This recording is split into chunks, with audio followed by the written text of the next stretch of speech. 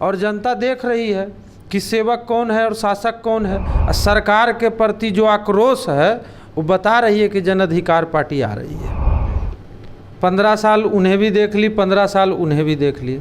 जनता अब सेवक चाहती है और सेवक की भूमिका में यदि कोई है तो वो हमारे राष्ट्रीय अध्यक्ष आदरणीय पप्पू यादव जी हैं। कि पप्पू यादव ही इस बिहार के मुखिया बनेंगे। बेटी बहू जो असुरक्षित हैं, सुविधा कुछ भी नहीं है, तो ये सारे चीज़ जो है वो हम लोग 3 साल में करके देंगे।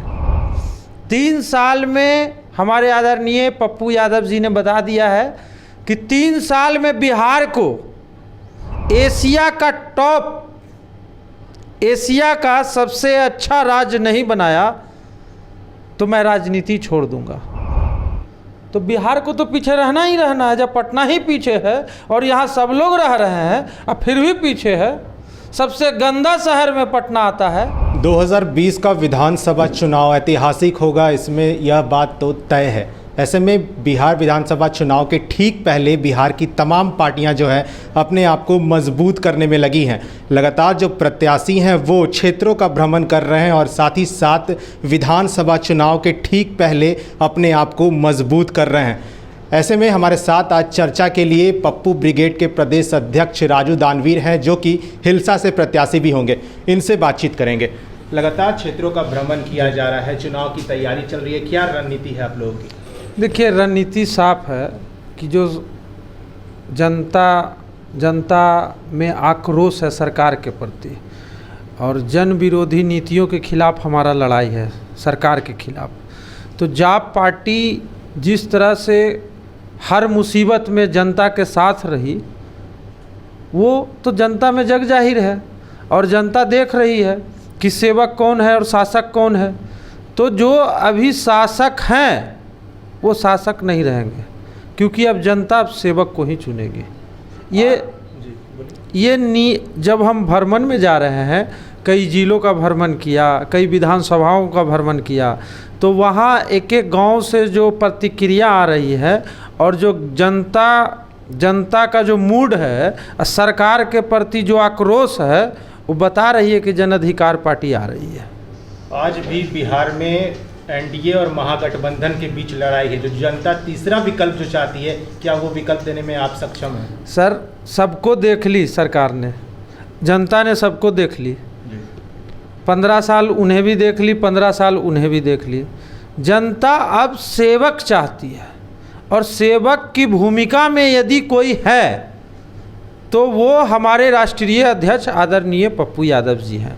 जो लॉकडाउन लगा है उस दिन से रोड में है, हमारी पार्टी उस दिन से रोड में है और उस दिन से जनता के बीच में है और जनता के आंसू पोंछने का काम कर रहे हैं।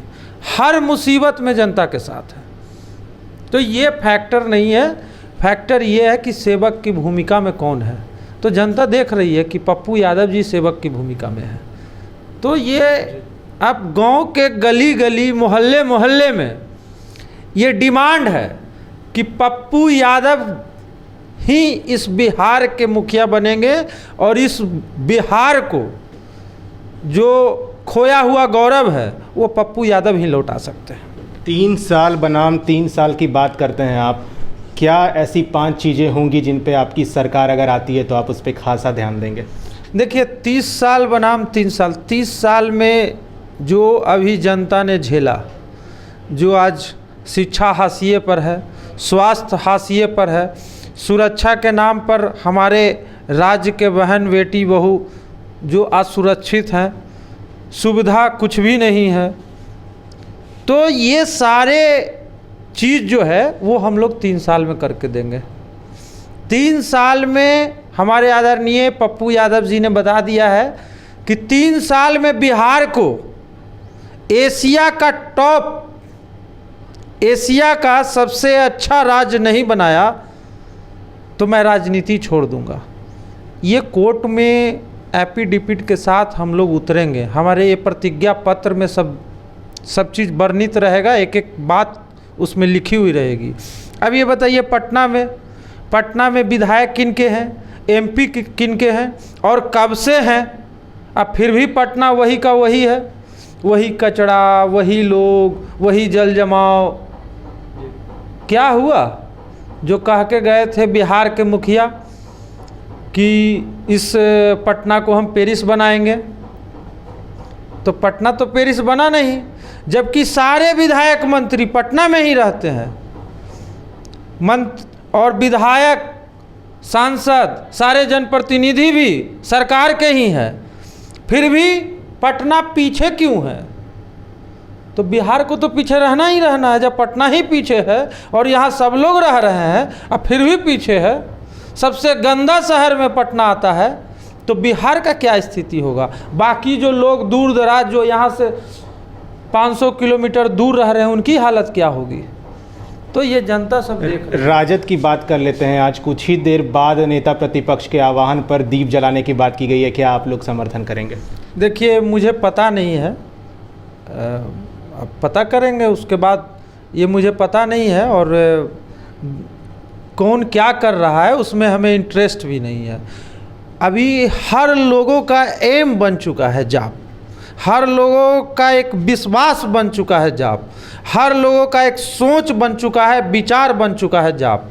जाप को कोई डाउन करके और डिमोरलाइज करके, इग्नोर करके नहीं चल सकता है। फर्स्ट बिहार से बात करने के लिए धन्यवाद।